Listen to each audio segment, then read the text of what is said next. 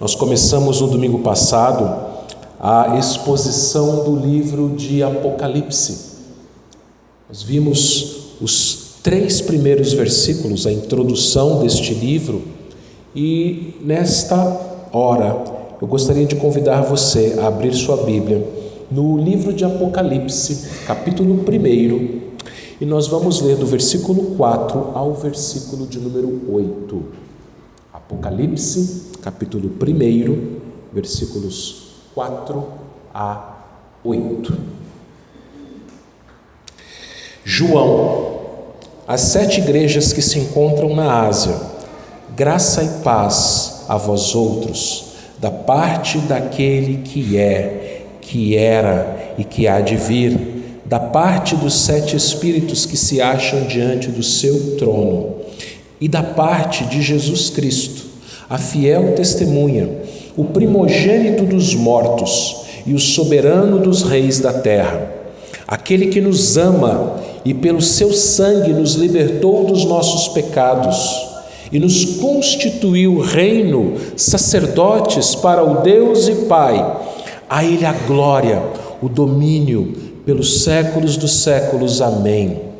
Eis que vem com as nuvens e todo o olho verá, até quantos o traspassaram. E todas as tribos da terra se lamentarão sobre ele, certamente. Amém. Eu sou o Alfa e o Ômega, diz o Senhor Deus, aquele que é, que era e que há de vir, o Todo-Poderoso. Amém. Vamos orar.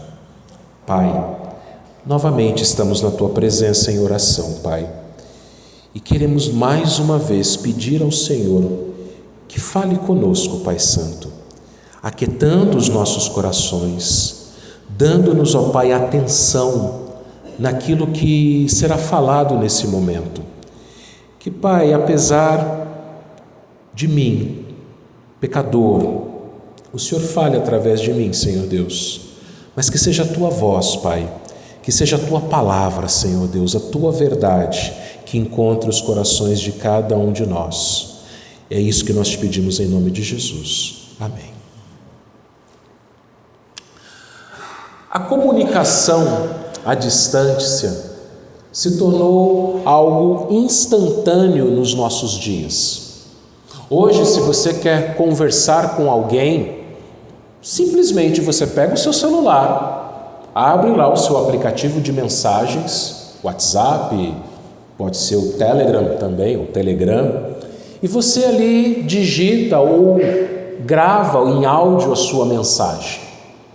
E a gente hoje em dia é muito apressado, porque na hora que você percebe que a pessoa recebeu a mensagem, você fica ansioso querendo que ela responda logo.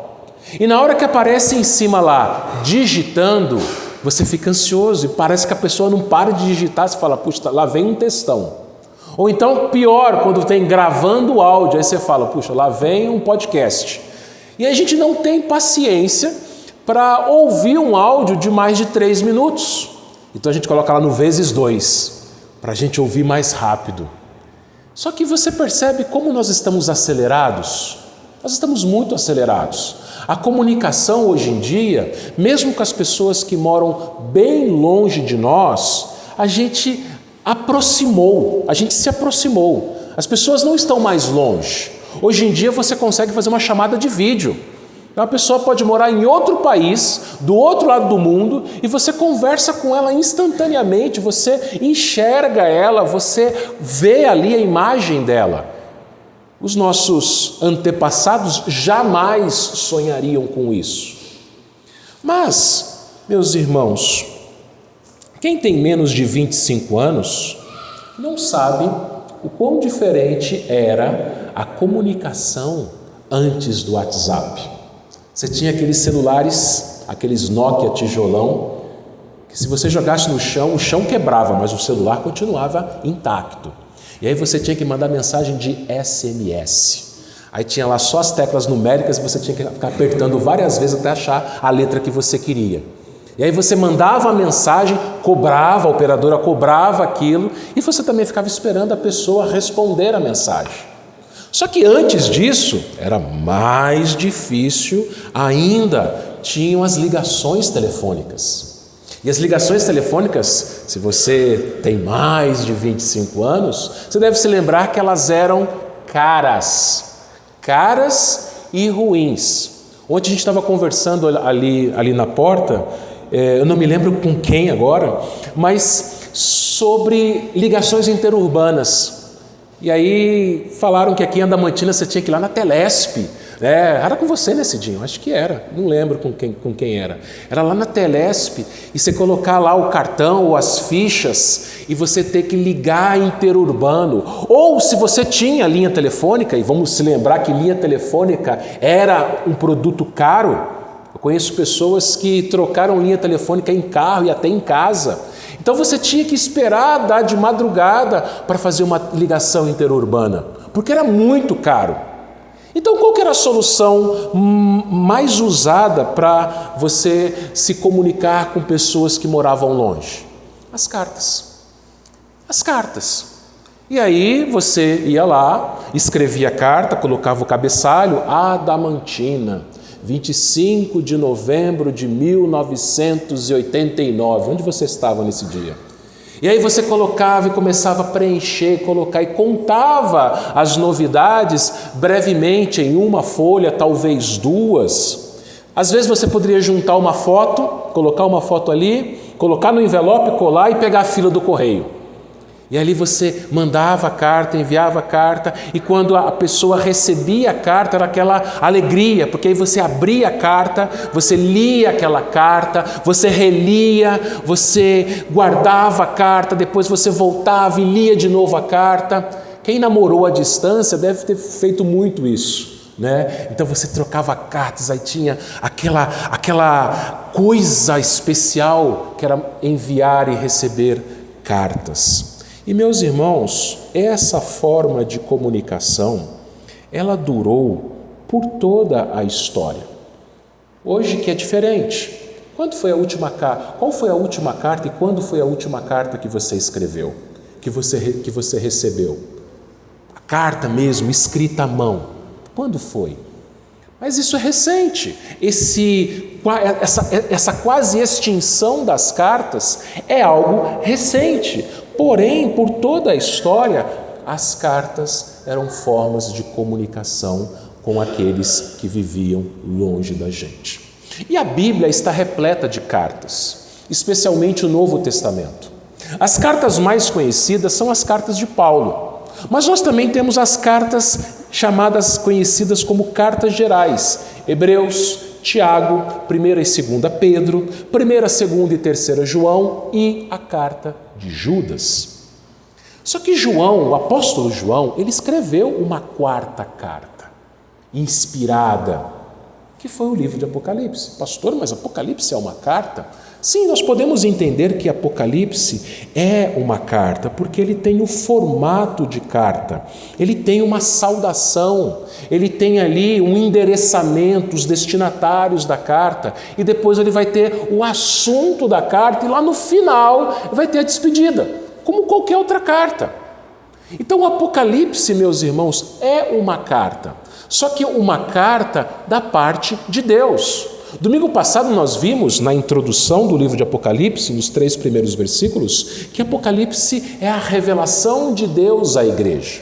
Deus, ele revelou Jesus Cristo neste livro de maneira como nenhuma outra parte da Bíblia Jesus está revelado. Nós não vemos Jesus nos demais livros da Bíblia como o vemos neste livro, que é o livro do Apocalipse, revelado por Deus para o apóstolo João. Para quê? Só para o apóstolo João ter tido aquela visão e guardar para ele? Não. João, ele foi chamado para escrever uma carta. E, meus irmãos, é este o tema do nosso sermão de hoje. Apocalipse, uma carta para todas as igrejas. E nós vamos ver algumas verdades. A primeira delas é a saudação da carta. Toda carta começa com uma saudação.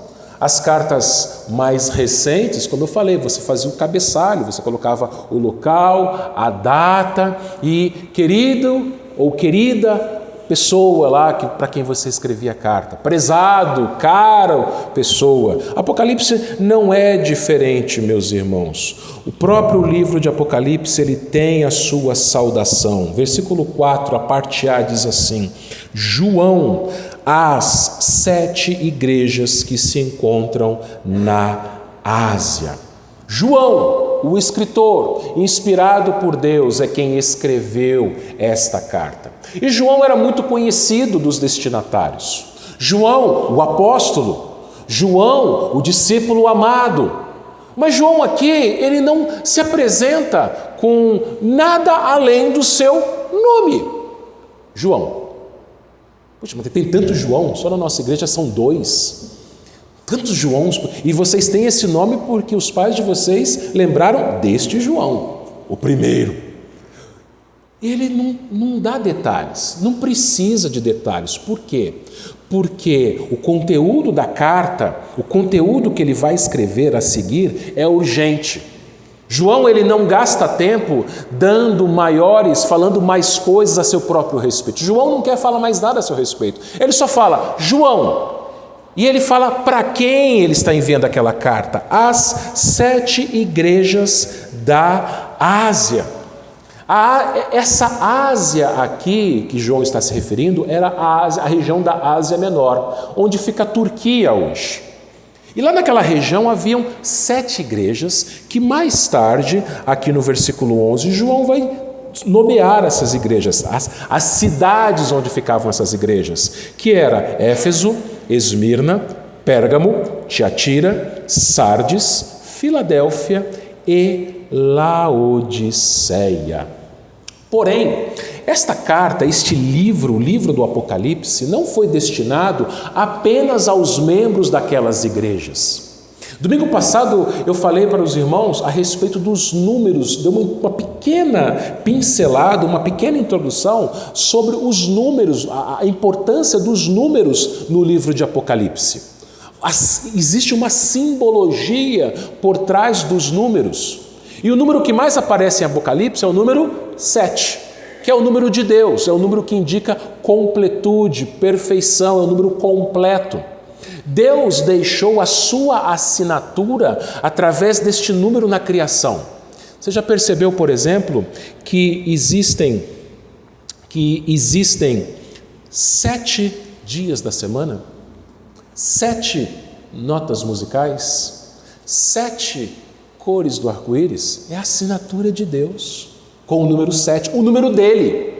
E aqui no livro de Apocalipse, o número 7 vai ser usado várias vezes. São 7 igrejas, 7 estrelas, 7 candeeiros, 7 selos, 7 trombetas, 7 espíritos. O que isso nos mostra? Que Apocalipse não foi escrito apenas aquelas igrejas da Ásia Menor, mas o fato de Apocalipse ter sido escrito para 7 igrejas está dizendo o seguinte: João, a todas as igrejas, ao número completo de igrejas do Senhor. Então Apocalipse foi escrito para a igreja presbiteriana de Adamantina. Apocalipse foi escrito para nós, para nossos irmãos que estão em outras igrejas, de outras épocas, de outros lugares, de outras nações, meus irmãos. João, então, ele se dirige a todos os crentes. E aí ele saúda os crentes. Como é que crente saúda crente? Graça e paz. Graça. Nós acabamos de cantar isso. Graça e paz. Mas, meus irmãos, vejam só. Nós corremos o risco de usarmos essa saudação de forma automática. Graça e paz, graça e paz, graça e paz. Eu já preguei outros 2 sermões, acho que foram 3 sermões, um em Filipenses e 2 em Efésios, explicando a graça e a paz. E, meus irmãos, João, ele saúda com a graça e a paz, e aquela saudação, ela não foi automática. Por quê? Porque os seus leitores entenderam muito bem o que significa. Vou falar da paz primeiro.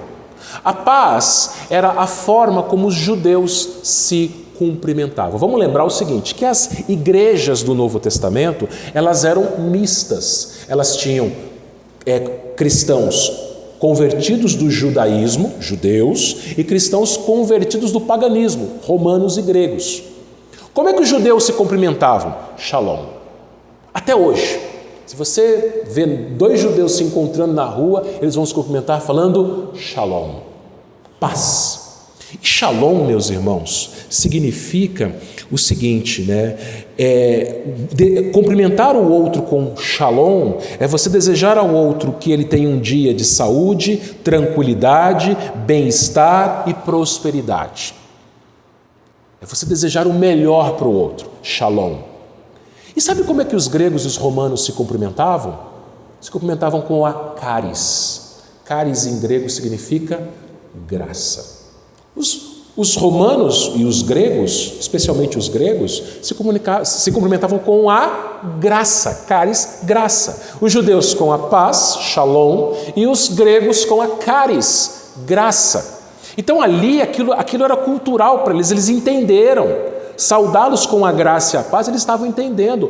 Para isso é para grego, e isso é para, essa saudação é para gregos, e essa saudação é para judeus. E o que era a charis?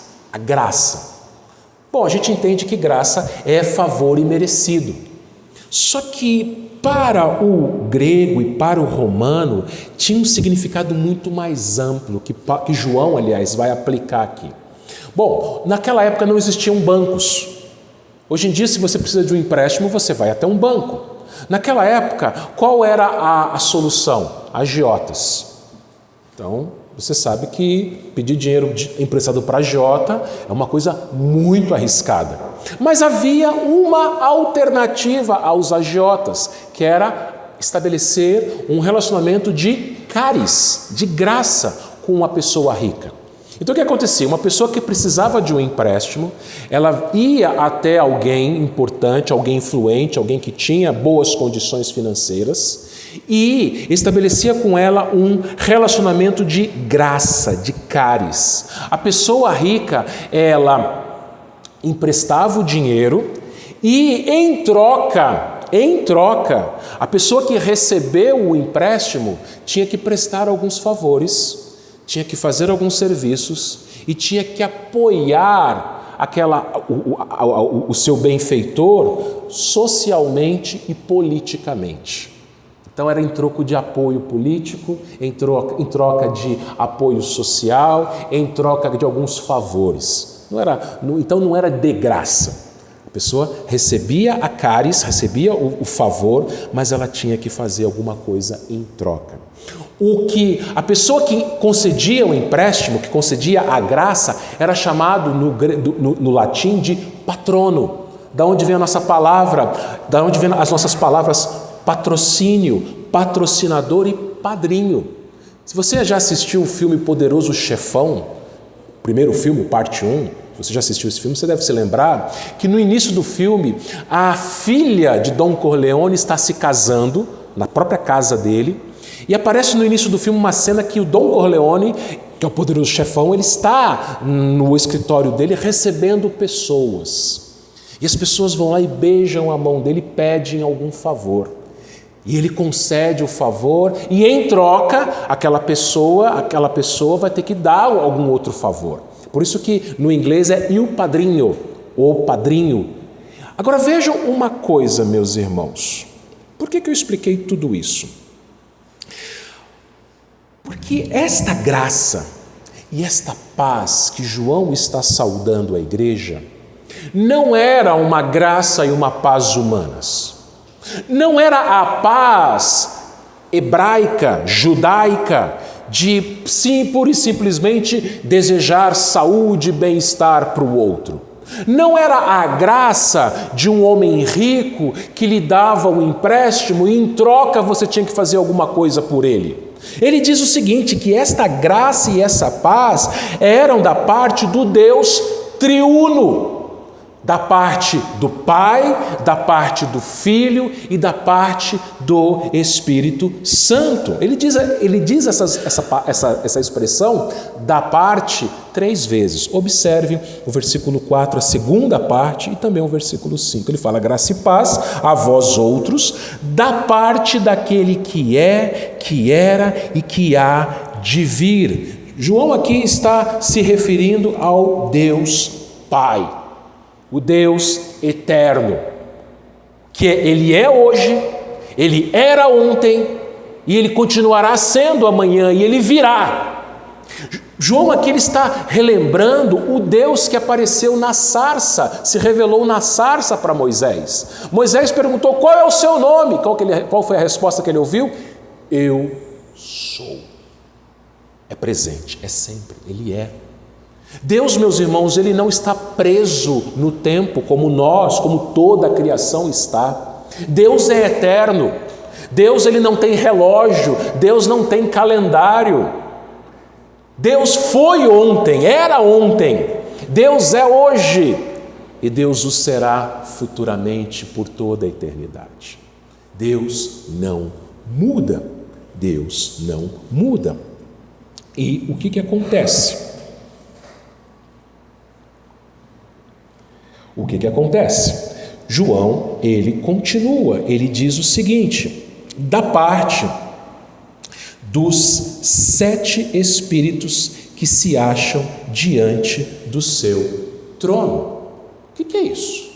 7 espíritos. Lembra do número 7? O que o número 7 significa? Completude, perfeição. 7 espíritos é a forma que o livro de Apocalipse usa para se referir ao Espírito Santo. É um Espírito só, mas ele é completo. E o Espírito Santo, ele diz aqui, ele assiste diante do trono de Deus. Essa graça e essa paz nos é transmitida pelo Espírito Santo. Por isso que crente saúda crente com a graça e com a paz, porque somente crente que tem o Espírito Santo, ou os 7 Espíritos de Deus, vem dele. Quem não tem o Espírito Santo jamais terá essa graça, jamais terá essa paz. E João continua, da versículo 5, e da parte de Jesus Cristo, a fiel testemunha, o primogênito dos mortos, o soberano Rei da terra.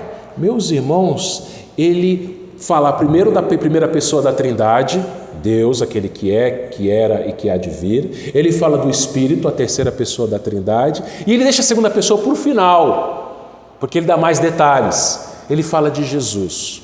E como é que ele fala de Jesus Cristo? Ele fala que ele é a fiel testemunha. Lá em Atos capítulo 1, versículo 8, Jesus ele disse aos seus discípulos, antes de ascender aos céus, que eles seriam suas testemunhas. A palavra testemunhas é a palavra grega martirel, da onde vem a nossa palavra mártir.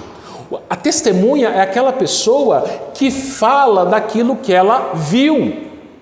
Só que o fato dos cristãos falarem aquilo que eles viram, os apóstolos, você se lembra, quando eles começaram a falar de Jesus, falar da obra de Jesus, da morte de Jesus da cruz, da sua ressurreição, da necessidade de arrependimento, o que aconteceu com os apóstolos? Eles foram presos, eles foram maltratados, torturados, mortos.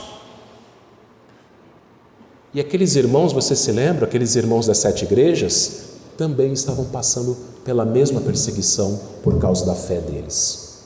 Só que ele está falando assim, olha, Jesus morreu. Jesus foi a fiel testemunha. Jesus permaneceu fiel até o fim. Mas ele fala também, meus irmãos, que Jesus, ele é o primogênito o primogênito dos mortos. Era a época do imperador Domiciano, nós falamos isso domingo passado. Você lembra que nós falamos que Domiciano foi um imperador cruel. Pior que Domiciano foi só Nero. Domiciano foi o segundo pior imperador romano da história. E muitos crentes foram mortos por Domiciano. Aquelas igrejas estavam desanimadas. E João, aliás, fala o seguinte: Ele é o primogênito dos mortos. Ele morreu por causa do testemunho. Jesus morreu, meus irmãos, não foi por causa dos milagres que ele fez, mas por causa daquilo que saía da sua boca, do seu testemunho. Por isso que mataram Jesus. Só que ele não ficou na cruz, ele não ficou no sepulcro, ele ressuscitou. E João fala assim para aqueles irmãos que tinham perdido familiares, perdido irmãos queridos, perdido pessoas amadas. João, ele olha para aquelas igrejas que estavam sendo massacradas pelo Império Romano e fala: Jesus é o primogênito dos mortos. Mesmo que Domiciano mate vocês, vocês ressuscitarão, porque Jesus ressuscitou, ele foi o primeiro, e ele nos ressuscitará. Aleluia! E ele continua: o soberano dos reis da terra. Quem Domiciano pensava que era na fila do pão? Quem que Domiciano pensava que era? Simples. Ele era o homem mais poderoso da terra. O imperador romano, naqueles tempos, era simplesmente o homem mais poderoso da terra. Só que continuava sendo um homem. E a estes homens que se achavam soberanos, poderosos, como Domiciano, o salmista escreveu no Salmo 2 que os reis da terra se levantam e os príncipes conspiram contra o Senhor e contra o seu ungido. Mas o Salmo 2 diz que o Senhor ri, o Senhor zomba. O Senhor do seu trono olhava para Domiciano se achando o tal. O Senhor dava risada e falava assim: quem que esse cara pensa que ele é? Eu sim, diz o Senhor, sou o soberano dos reis da terra. Meu irmão, minha irmã, veja uma coisa: o Pai, o Filho e o Espírito Santo deram a você a sua graça. Você não precisa fazer favor para ele, como os romanos precisavam para receber a cáris. Ele deu de graça. Ele pagou com o próprio sangue, com a própria vida. O Pai, o Filho e o Espírito Santo, meus irmãos, eles foram os agentes da nossa salvação. Nós aprendemos isso lá quando estudamos o livro de Efésios, a carta aos Efésios, no capítulo 1. O Pai nos escolheu antes da fundação do mundo e nos adotou. O Filho, ele redimiu, ele pagou o preço, ele nos remiu nossos pecados. E o Espírito Santo nos selou. E tudo isso foi pela graça. Capítulo 2 de Efésios: pela graça sois salvos. Eles deram, Pai, Filho e Espírito Santo, deram a você a sua graça. E em decorrência disso, eles deram a você a sua paz. Você não precisa ter medo. Irmãos, nós passamos por tribulações muito menores que as tribulações dos nossos irmãos dessas 7 igrejas. Mas passamos por tribulações, passamos por angústias, passamos por lutas. Lá no seu trabalho, tem situações que você precisa tratar. Na sua família, tem coisas que precisam também serem tratadas. Problemas financeiros, problemas de relacionamento, enfermidades, tratamento de saúde. Nós temos tribulações na vida.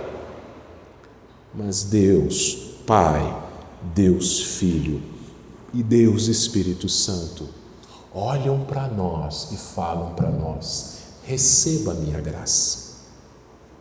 Receba. Eu gosto muito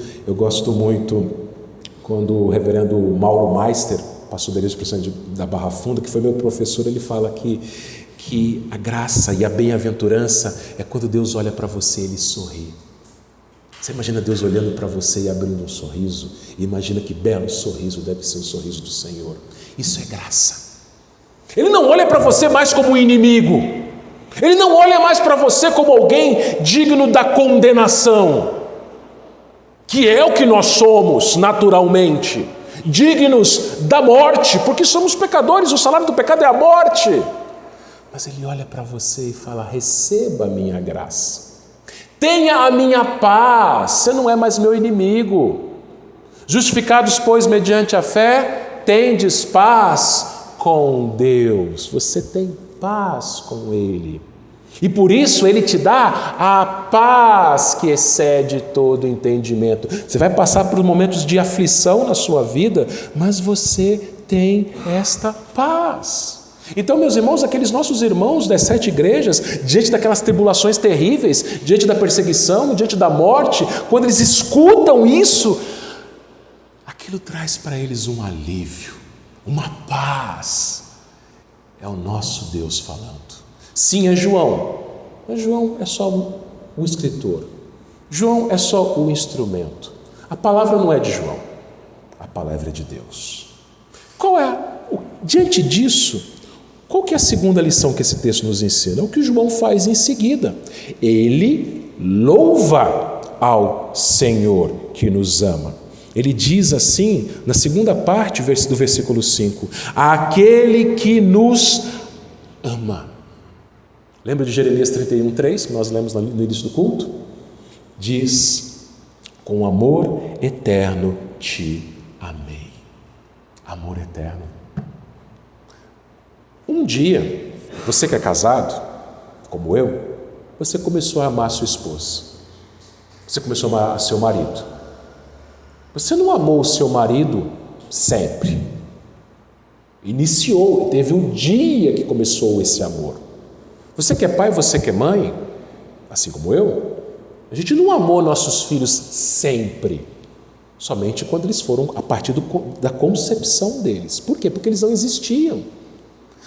O amor humano, ele tem um início. Ele tem um início. O amor de Deus não tem início. É amor eterno. Antes do tempo, antes da fundação do mundo. Esse é o amor. E por isso que João, ele é cuidadoso na escolha das palavras e ele usa o verbo no presente. Ele não fala aquele que nos amou. Lá no passado, na cruz, ele nos amou. Não, é presente. E talvez você deva se lembrar que o tempo presente no grego é um tempo contínuo. É um amor contínuo. Por isso que 1 Coríntios 13:8 fala, o amor jamais acaba. O amor de Deus não é condicional. Você peca contra Ele todo dia, e eu também. E Ele não deixa de amar você. É constante, é eterno, é presente. Você vai dormir daqui a pouco, se Deus quiser, Ele vai continuar amando você. Quando você tinha seus filhos pequenos, você via seus filhos, eu via as minhas no berço ali dormindo, você contemplava e você amava seus filhos ali. Daqui a pouco você vai deitar na cama e vai dormir, se Deus quiser. Ele vai olhar para você e vai contemplar você dormindo e vai te amar. Amanhã Ele vai te acordar, se for da vontade dEle, e vai continuar te amando. Você vai sair, você vai trabalhar, você vai para a escola, você vai fazer compra, você vai fazer um monte de coisa, e Ele vai continuar te amando. E na hora da sua morte, Ele permanecerá te amando, e Ele vai receber você, Colossenses, lembra? No reino do Filho do seu amor. Ele nos ama, não é algo terminado, concluído, é contínuo, é presente. Ele nos ama, meus irmãos. É um amor indestrutível. Mas João, ele continua falando que este amor, ele se manifestou através da misericórdia e da graça de Deus. Vamos lembrar aqui rapidinho. Já eu falei isso aqui algumas vezes, você deve se lembrar. O que é misericórdia? Misericórdia é quando Deus não te dá aquilo que você merece. O que nós merecemos? Condenação, morte, inferno. Certo? Nós merecemos o inferno. Versículo 5, finalzinho do versículo 5. E pelo seu sangue nos libertou dos nossos pecados. Olha o cuidado que João teve com a escolha das palavras. Ele libertou do quê? De uma escravidão, de uma condenação. Você estava preso aos seus pecados. Você estava condenado por causa dos seus pecados. E Ele não vai te dar essa condenação. Ele não vai te mandar para o inferno, porque Ele mesmo naquela cruz sofreu o inferno no seu lugar. Ele, pelo seu sangue, a misericórdia aqui, pelo seu sangue, Ele te libertou do inferno. A misericórdia está aqui. Ele não te deu aquilo que você merece, que eu mereço, o inferno. Esse é um lado da moeda. A moeda do amor tem dois lados. Um lado é a misericórdia, Ele não te dá o inferno. Por quê? Porque Ele já foi para o inferno. Na cruz Ele sofreu o inferno, a ira de Deus. O sangue foi derramado. Mas aí Ele fala da graça. Ele diz assim, que o amor ele é manifestado na graça no versículo 6. E nos constituiu reino, sacerdotes para o seu Deus e Pai. Para o seu Deus e Pai. Meus irmãos, veja só. João aqui ele fala de duas coisas. O que é graça mesmo? Vamos lá. Se misericórdia é Deus não te dar aquilo que você merece, graça é Deus te dar, Ele te dá aquilo que você não merece. O que Ele te deu aqui? O que João fala aqui no versículo 6? Ele te constituiu o reino. Veja, ele falou que Jesus é o soberano dos reis, mas ele fala, nos constituiu reino. Irmão, sabe o que isso significa? Que nós não apenas somos os seus súditos, mas somos o seu reino. Como assim, pastor? Apocalipse 3:21 diz assim, Apocalipse 3:21. Se você quiser virar a página da sua Bíblia, você vai poder ler. Apocalipse 3:21 diz assim, ao vencedor dar-lhe-ei sentar-se comigo no meu trono, assim como também eu venci e me sentei com meu Pai no seu trono. Sabe o que é isso, meu irmão? Você vai reinar. Você vai reinar com Ele. Você é filho do rei, filha do rei, então você vai sentar-se no trono com Ele. Na grande mesa da ceia, as bodas do Cordeiro, haverão reis e rainhas. Todos, fique bem claro, submissos ao soberano Rei dos Reis. Nós somos reino. E nós somos também sacerdotes, diz o texto bíblico aqui, meus irmãos. Somos sacerdotes. O que isso significa? No Antigo Testamento, os sacerdotes eles ofereciam sacrifícios de animais. Certo? No Novo Testamento, não precisa mais. Porque aqueles animais, eles apontavam para Jesus, o Cordeiro de Deus que foi morto na cruz. Só que o Novo Testamento diz que nós somos seus sacerdotes. Por quê? Que sacrifício que nós oferecemos? Nós não oferecemos mais cordeiros, porque o Cordeiro de Deus já foi oferecido pelo próprio Pai.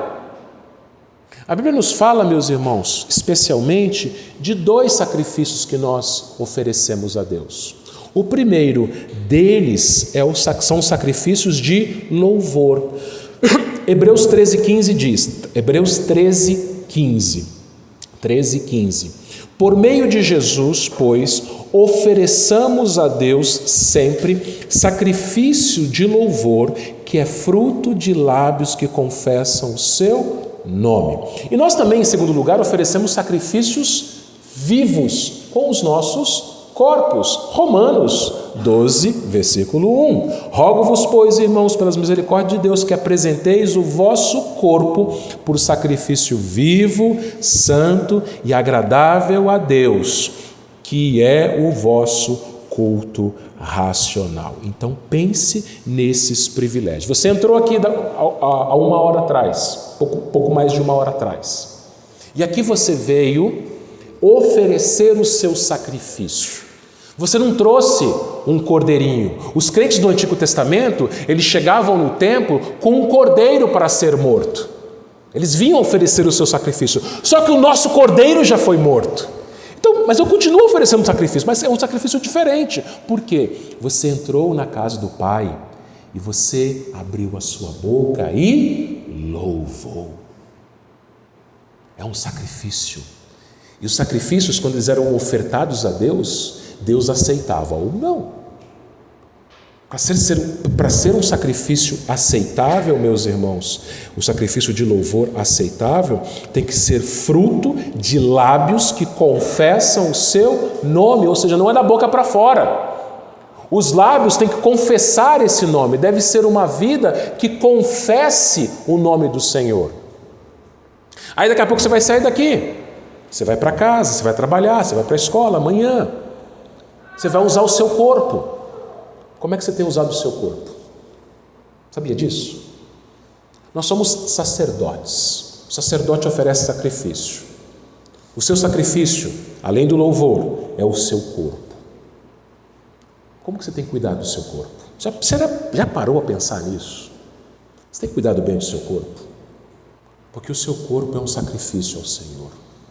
Só que você não tem que sacrificar o seu corpo no sentido de acabar com ele. Pelo contrário, é um sacrifício vivo, santo e agradável a Deus. Nós somos reis e somos sacerdotes. Que privilégio, meus irmãos. Os sacerdotes do Antigo Testamento, eles tinham o privilégio de entrar na presença de Deus. O sumo sacerdote entrava no Santo dos Santos. Agora, o nosso sumo sacerdote, Jesus Cristo, quando ele morre, o que acontece? O véu é rasgado, temos acesso à presença de Deus, o Santo dos Santos, e nós oferecemos os nossos sacrifícios a Ele. Você tem o simples fato de você vir à casa de Deus e cantar louvores é um privilégio. De você ter um corpo para usar para Ele, no seu trabalho, na sua casa, em tudo na vida, é um privilégio. Você é um rei, uma rainha, você é reino. Domiciano pensava que ele era rei. Ele era, mas com um reinado temporal, curto. Nem o grande reinado da rainha Elizabeth II se compara ao nosso reinado. Por isso que João louva e diz: a Ele a glória, o domínio pelos séculos dos séculos. Amém. Tudo é para Ele, meus irmãos. João então escreve essas palavras e aqueles irmãos das 7 igrejas, eles ficam extasiados.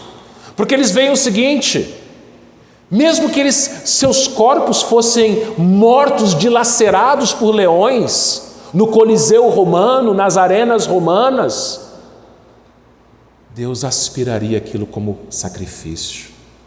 E não era Domiciano que reinava, o verdadeiro rei, o soberano é o Senhor, e nós vamos reinar com Ele.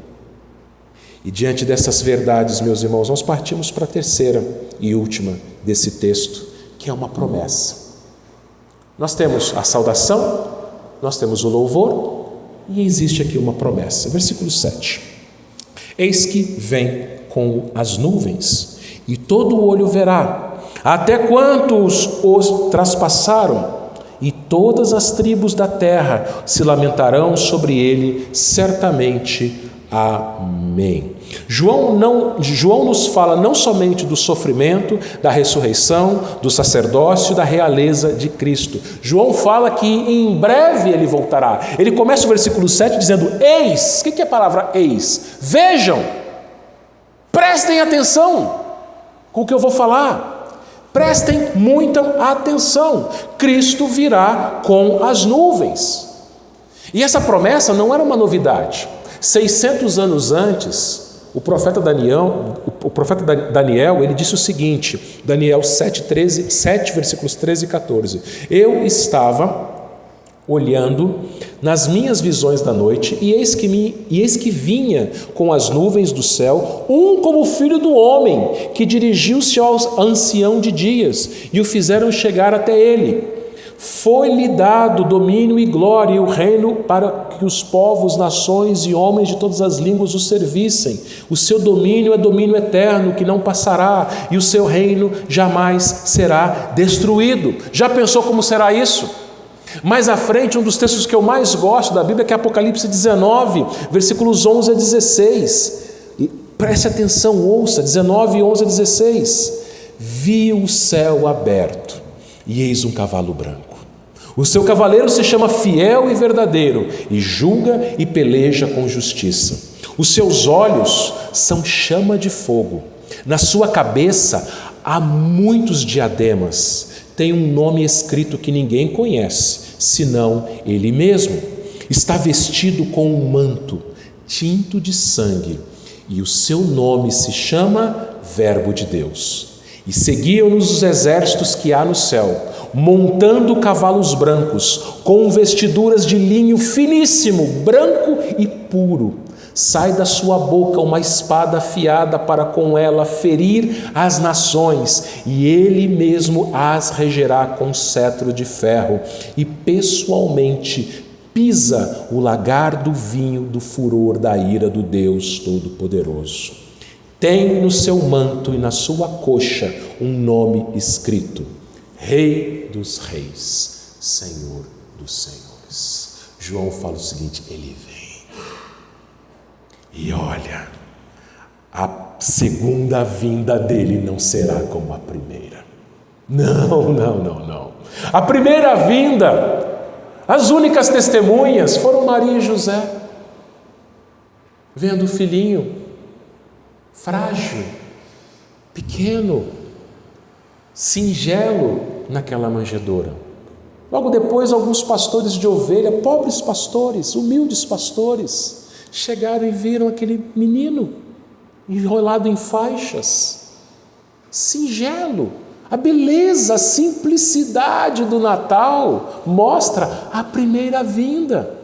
Os anjos no céu louvando, glória a Deus nas maiores alturas, paz na terra aos homens que Ele quer bem. Que coisa linda a primeira vinda. A segunda é diferente.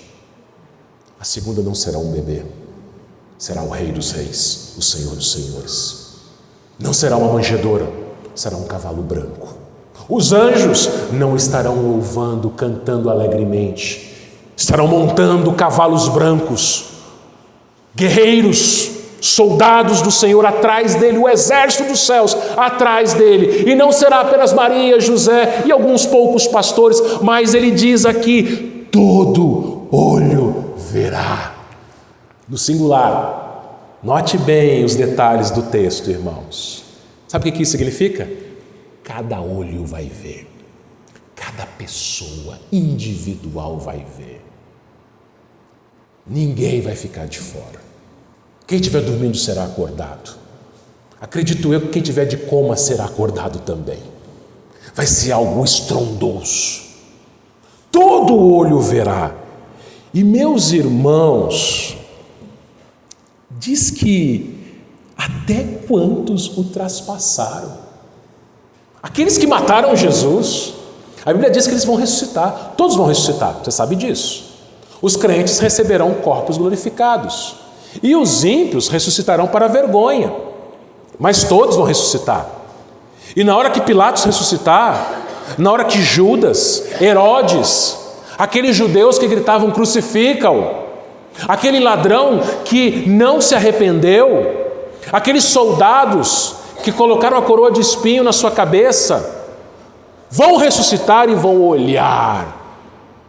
E diz o texto que eles vão se lamentar, as tribos da terra se lamentarão sobre ele. Sabe por que isso? Não vai ter mais tempo para arrependimento. Acabou.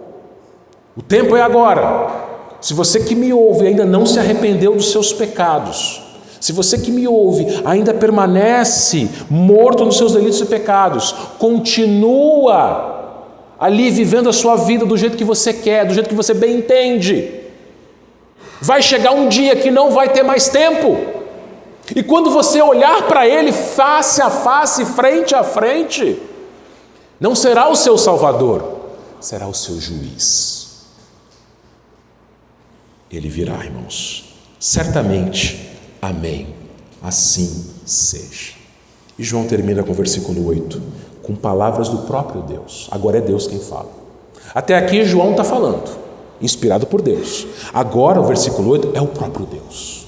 Eu sou o Alfa e o Ômega, diz o Senhor Deus, Aquele que é, que era e que há de vir, o Todo-Poderoso. Alfa, primeira letra do alfabeto grego. Ômega, a última letra. Os crentes das 7 igrejas falavam grego, eram gregos a maioria. Então eles entenderam. Deus, mais tarde, no versículo 11 aqui de Apocalipse 1, é o próprio Jesus que vai falar: eu sou o primeiro e o último. Aqui é o Pai falando, não é Jesus, tá? O versículo 8, quem está falando é o Pai. Se você quiser anotar na sua Bíblia, é o Deus Pai falando. Tanto o Pai quanto o Filho, eles são eternos. Eu sou o primeiro e eu sou o último. Eu sou o A e eu sou o Z. Eu sou o eterno. Eu sou o mesmo ontem, hoje, serei no futuro e por toda a eternidade. As minhas promessas são reais, são verdadeiras e elas serão todas cumpridas.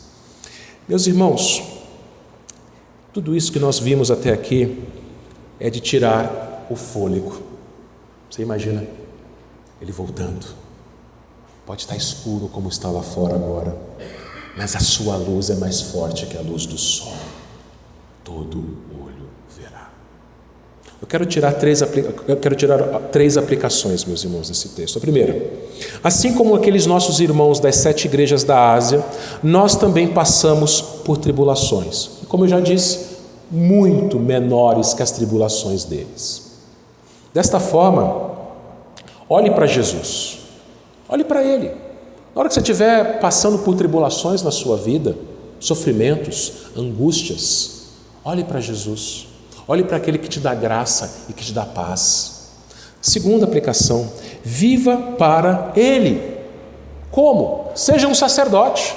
Venha para a igreja, não fique em casa no domingo. Não fique fazendo outras coisas no domingo. Domingo é dia do Senhor, é dia de você se reunir com seus irmãos e juntos oferecerem sacrifícios de louvor. E quando você sair, você viver a sua vida de segunda a sábado, ofereça o seu corpo como um sacrifício vivo, santo e agradável a Deus. A sua vida é dele, então viva para Ele. E terceira aplicação que esse texto nos traz, meus irmãos: espere. Ele está voltando. Ele está voltando. O sofrimento vai acabar. A dor vai terminar. As angústias serão encerradas. Ele voltará. E se, por um lado, os ímpios, as nações, aqueles que o transpassaram, quando o virem, vão lamentar e vão tremer de medo, por outro lado, a sua igreja, nós, vamos abrir um sorriso. Ele chegou. Acabou o sofrimento. Acabou tudo de ruim. Acabou o pecado. Acabou tudo. E nós vamos viver para sempre com Ele. Tenha essa esperança. Espere. Vai acabar. Mesmo que você tenha dias bons, não se acomode nos dias bons, porque Deus, pela sua graça, muitas vezes nos dá dias bons. Pode ser que você, nesse momento da sua vida, esteja passando por um momento bom. Pode ser que você esteja passando agora, nesse momento, por uma hora muito boa, muito alegre, mas não se acomode. Puxa, eu não quero morrer, está tão bom aqui. Está tão bom. Não, isso não se compara ao que há de vir. Que Deus nos abençoe, que Deus seja glorificado através das nossas vidas e da nossa igreja.